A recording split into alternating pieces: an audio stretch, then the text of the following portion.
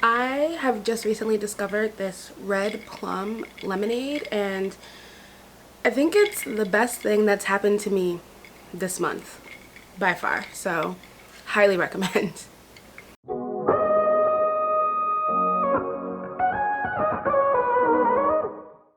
What's up everyone, it's Amber. Welcome back to my channel. Today I want to run through some bullet journal notebooks for you guys. Shortly I will be setting up what is technically my 5th bullet journal, but I think maybe really my 4th.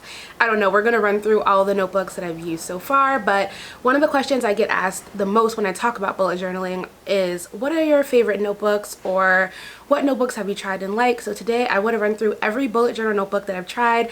I've tried 4 different brands of notebooks, and I will tell you what I liked and disliked about all of them. There are a ton of reviews on YouTube that talk about paper quality or pen test or side-by-side comparisons, and this is not going to be that at all. What I want to do is talk about, one, the kind of bullet journaler that I am, or bullet journalist that I am, and how I've chosen notebooks based on like very specific things that I need in a notebook, and hopefully that helps you pick a notebook for you. I think I'm also going to touch on a little bit about how my bullet journal style has evolved as I've gone through these different notebooks. Like I said, I have tried a couple of different brands at this point and gone through a few different setups and iterations of how I approach my bullet journal, and I can just say it's gotten much more minimal and simplistic over time.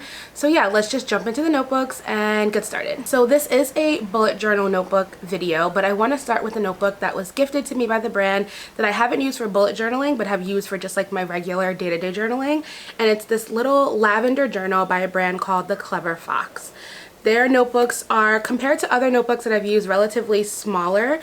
They have fewer pages and are thinner, which I kind of like because it's easier to just slip this in a bag. It's been great to use while I've been traveling. You guys know I just went to Paris for vacation, so it's really easy to kind of like jump into like a small bag that's already full with a lot of other stuff and have plenty of space. Because it didn't have a ton of pages, I don't know if I'd opt for this for a bullet journal per se. It also doesn't come with an index, and you can easily make your own index, but I prefer notebooks that already come like fully ready for a bullet journal. This notebook does come with numbered pages, and the paper quality is legit, but it still feels like paper. I'm going to talk about more about what I mean by that later. But yeah, it was really nice of Clever Fox to gift me this notebook. I definitely recommend it. Like I said, I've been using it as like my standard journal, and I've used every kind of pen in this so far. I really like it. I think it's great quality, and I'm actually not sure of the price. I want to say these are around $10 online, either through the Clever Fox website or on Amazon, but I will put all of the prices and links to everything in the description box of this video. Alright, now on to the notebooks that I have used for bullet journaling. So I officially started bullet journaling in 2018, 17? In 2018, and the first notebook that I picked up was this black Lamome notebook. I got it on Amazon. It prices on Amazon anywhere from like $13.95 to $15.95. So as far as notebooks go, it is definitely on the more cost-effective side of things. And this is the notebook that I kind of started and quickly gave up on. When I first started, I was doing like all of this elaborate spreads and trying to doodle, and it just like was not me, so I quickly let this notebook go. This notebook does not have numbered pages or an index, and that was originally what drew me to it because it was cost efficient, and I didn't think that I was going to bullet journal the way that it was described. I thought I was going to kind of be a rebel and do my own thing. Quickly learned that's not what I wanted to do at all.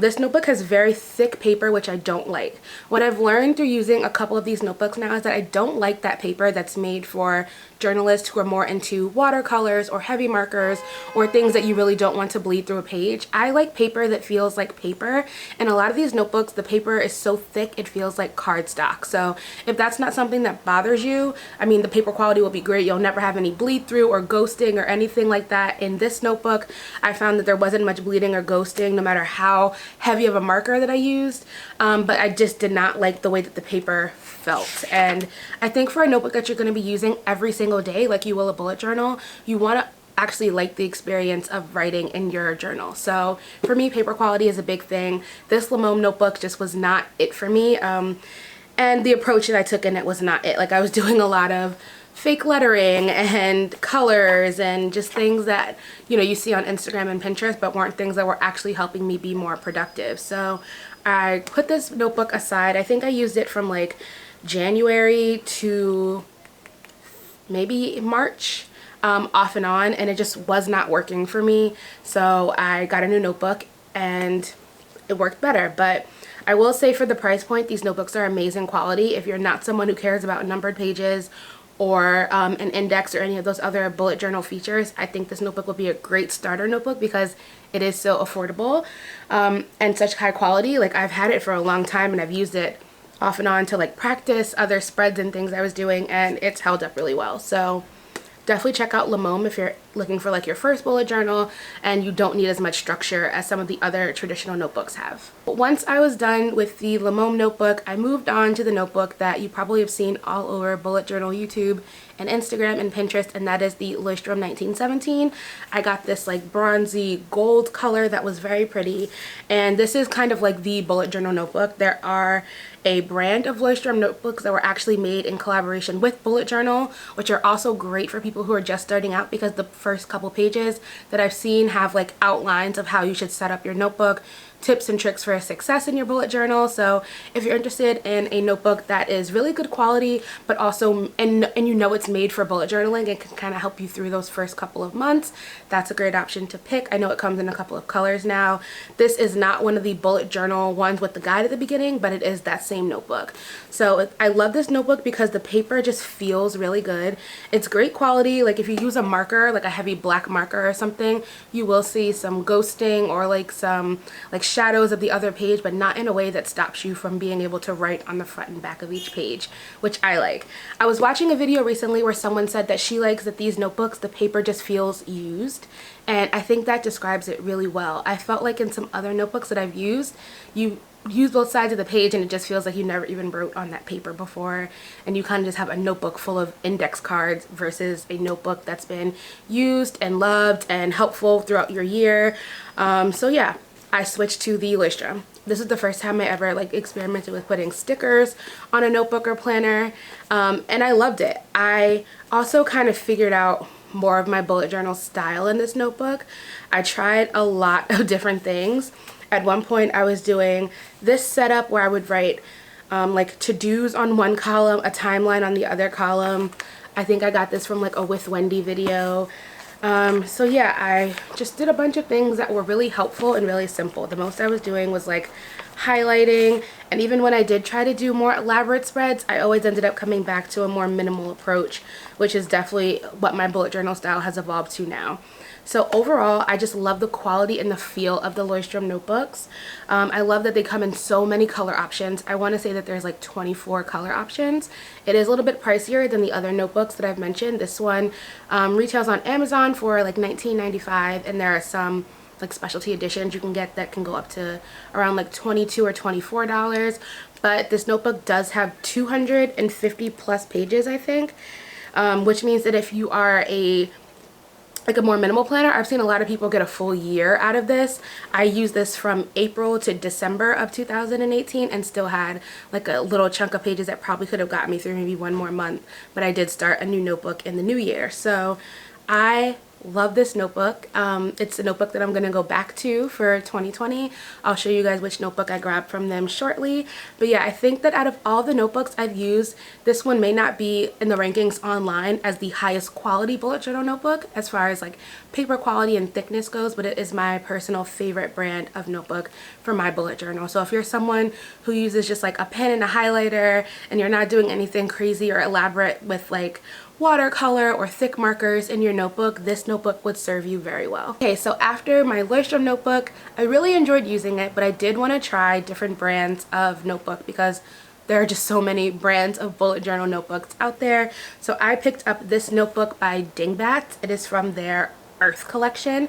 So Dingbats is a brand that I really like just because they have such an eye on sustainability. All of their collections in some way have facts or figures and give back to different elements of the earth and environment. So the wildlife collection, I think this one, mine gave back to the like national park. So they're donating proceeds from their profit to improve our environment, and they're also very conscious about how they source material for their notebooks and how they make things. So great brand on that front. I really love this notebook. It's incredibly sturdy.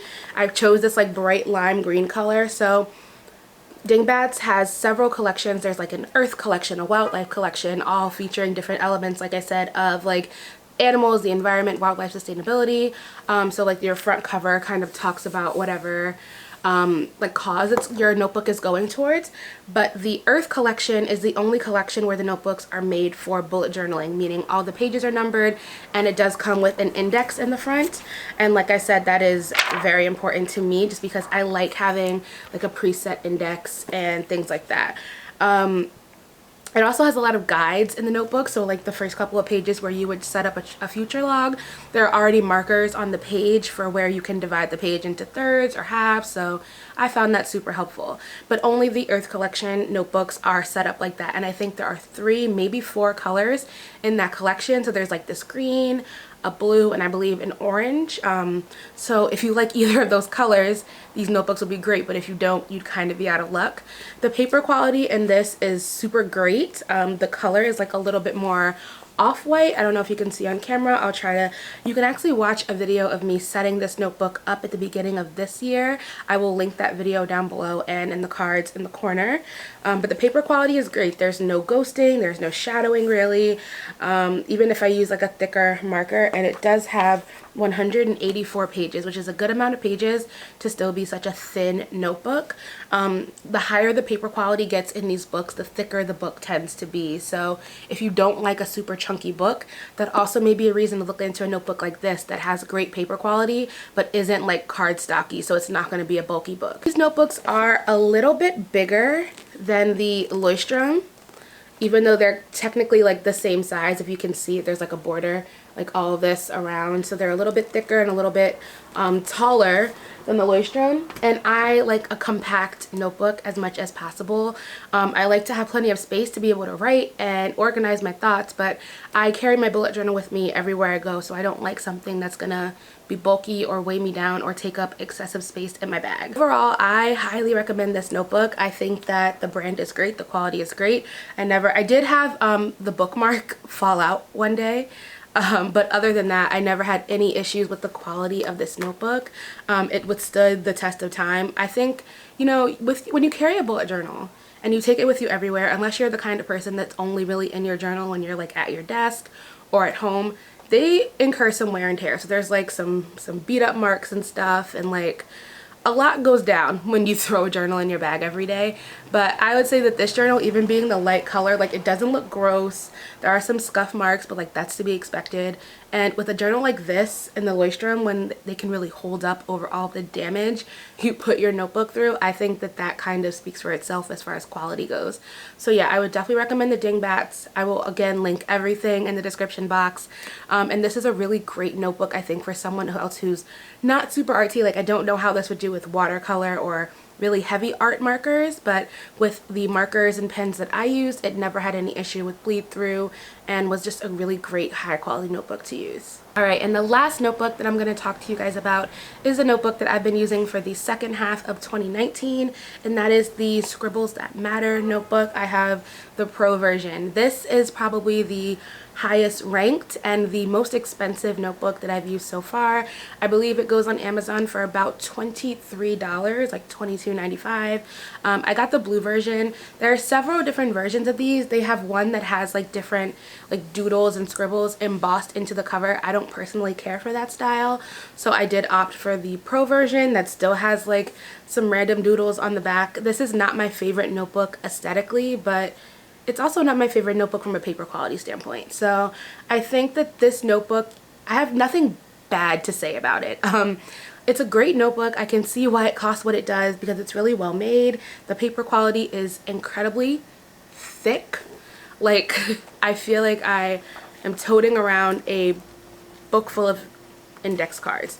It's not like the paper isn't pliable, but it's very thick paper. And like I said, I think it was Cindy Gutierrez, sorry if I'm butchering her username, but who said that like when you write in these notebooks, the paper just never feels used. And it's so bizarre to see like this notebook that has like scuffs on the spine and like dents on the covers, but the paper just always feels new. It's weird. And it's just not my preference. It might be your preference. And if it is, then I definitely think that you should look into these notebooks. They are great quality. I've definitely spilled like water on this cover and nothing seeped through. The paper is so thick that honestly, like if a little bit of water hits the corner, you don't have to worry about it spreading and like smearing everything you've written for months. This can withstand a lot. It's just not my preference for paper quality. I will say that in this notebook, I think I have found my bullet journal style the most, and that is just keep it simple. I think I'm going to go walk through my 2020 bullet journal setup, and I can show you more of what I mean by keep it simple. But if you're thinking like, I want a bullet journal, but I don't have time to do these artistic spreads and spend hours and hours every week doing setup, I recommend looking into the official bullet journal website, looking into Ryder Carroll's early YouTube videos on bullet journaling, reading his book, The Bullet Journal Method, which is a great guide and also just a great kind of approach to productivity and organization as a whole, not just for bullet journalists. And yeah, I definitely will take the lessons that I learned in this journal into my 2020 journal, but I do not think I'll be revisiting the Scribbles That Matter brand. Alright, so I hope you guys enjoyed my breakdown of those 6 notebooks. Let me know in the comment what notebooks that you're thinking about for your next bullet journal, or if you have any questions about bullet journaling, feel free to drop those in the comments. I'm happy to answer any questions I can with what I've learned. Since I've been bullet journaling for like almost 2-ish years now, I've definitely learned a lot, and I love this system so much. It's helped me stay so much more organized and so much more connected to all of the parts of my life, not just my work, which is, I think, very important and something that I really want to focus on in 2020. So yeah, I hope you guys are all having a happy holiday season and that you have a great new year, and I will see you all in the next one. Bye.